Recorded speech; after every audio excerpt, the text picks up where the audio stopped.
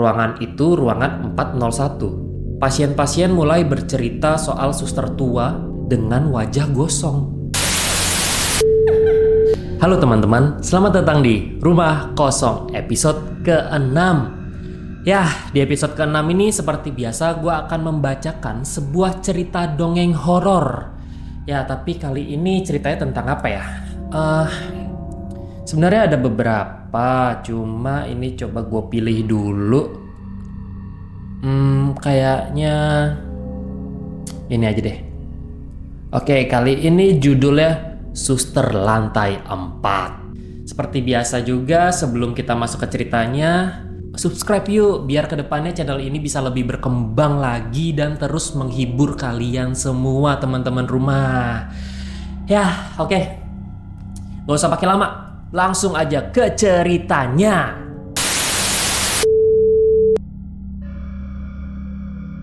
Aku seorang perawat baru di sebuah rumah sakit daerah yang sudah berdiri sejak zaman Belanda.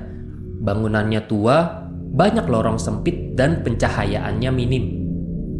Hari pertamaku masuk shift malam. Aku ditugaskan di lantai 3, ruangan perawatan umum.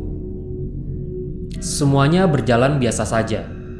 Sampai tengah malam, ada kejadian yang membuatku kaget. Ketika seorang pasien lansia, Pak Harun, tiba-tiba meracau sambil menunjuk ke langit-langit. Suster itu naik lantai 4. Jangan biarkan dia turun.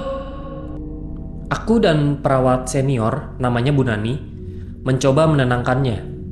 Tapi wajah Pak Harun pucat ketakutan. Dia terus bergumam. Dia tidak suka diganggu. Jangan buka pintunya. Lalu setelah beberapa hari aku bekerja, ada yang membuat aku jadi penasaran. Di lift rumah sakit ada tombol lantai 4 yang selalu tertutup dengan selotip merah. Ketika aku tanya ke Bu Nani, dia hanya menjawab pendek. Lantai 4 sudah dikosongkan sejak kebakaran 5 tahun lalu. Jangan naik ke sana kalau tidak penting. Tapi malam-malam berikutnya aku mulai mengalami hal aneh. Jam 2 pagi saat aku sendirian sedang mengecek ruang obat, aku mendengar bunyi lift terbuka. Kupikir ada dokter jaga turun dari atas. Tapi saat kulihat lift itu terbuka dan tidak ada siapa-siapa yang keluar dari dalam lift. Lebih dari itu, pasien-pasien mulai bercerita soal suster tua yang menggendong baskom darah dan berdiri diam di ujung lorong. Hanya terlihat kalau lampu padam sejenak. Salah satu pasienku, seorang anak kecil, bahkan menggambar seorang wanita berseragam putih dengan wajah gosong. Dan suatu hari saat aku sedang shift malam, aku menerima panggilan dari interkom rumah sakit. Suster Rani, mohon ke ruang 401. Ada pasien yang perlu ditangani segera. Aku tertegun. Ruang 401, bukankah itu di lantai 4? Kupikir mungkin ada kesalahan. Tapi interkom terus berbunyi dan suara itu semakin memaksa. Cepat naik, dia butuh pertolonganmu. Entah kenapa aku menurut dan langsung menuju lift. Lift pun mulai naik ke atas. Bunyi mesinnya memecah suasana hening saat itu. Ketika pintu terbuka di lantai 4, cahaya di lorong berkedip. Lorong itu penuh debu, cat dinding mengelupas dan bau sangit seperti daging terbakar menyengat di hidungku. Aku berjalan pelan. Sampai di ujung lorong, ada sebuah kamar yang pintunya setengah terbuka. Ruangan itu ruangan 401. Di dalamnya, aku melihat seorang wanita berseragam suster berdiri membelakangiku. Rambutnya seperti setengah terbakar, seragamnya pun kotor seperti habis terbakar juga. Dan kulit wajahnya meleleh seperti lilin. Dia berbalik, matanya kosong.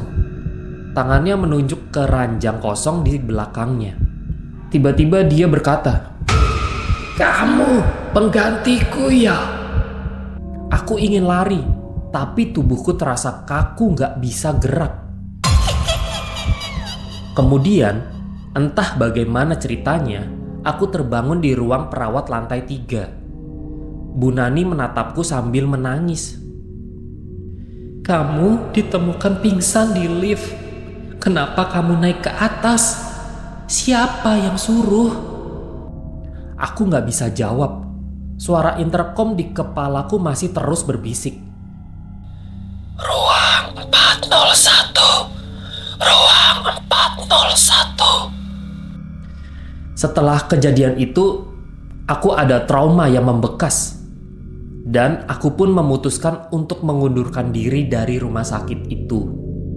Beberapa minggu kemudian, ku dengar kabar seorang perawat baru ditemukan meninggal dengan luka bakar aneh di tubuhnya, tepat di depan lift lantai 4. Rumah sakit akhirnya memutuskan menyegel total lantai 4 itu. Tapi beberapa kali saat malam hari, suara lift masih terdengar naik ke atas. Dan intercom masih kadang berbunyi, memanggil nama suster yang belum tahu bahwa ada satu tugas di lantai 4 yang belum selesai. Ya itu tadi ceritanya teman-teman. Lantai 4. Ya sepengalaman gue emang di beberapa gedung itu lantai 4-nya nggak ada. Kayak di tempat tinggal gue sekarang ini, lantai 4-nya tuh nggak ada. Jadi dari lantai 3 langsung ke lantai 5. Gue nggak tahu apa ada hubungannya soal kesialan atau mitos-mitos yang emang udah dipercaya sama si pemilik gedung gitu. Kalau misalnya di antara kalian ada yang tahu, ya coba tulis di kolom komentar kira-kira kenapa nomor 4 itu nggak ada di beberapa gedung. Oke, gua rasa cukup sekian untuk episode kali ini. Terima kasih buat kalian yang sudah menonton video ini. Jangan lupa like, komen, share, dan subscribe ya teman-teman ya. Oke, sekian. Terima kasih. Sampai jumpa lagi.